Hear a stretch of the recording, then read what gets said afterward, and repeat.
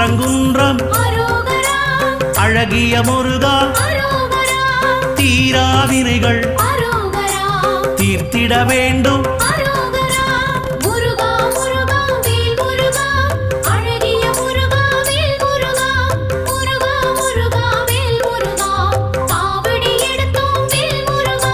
சுவாமி மலையனே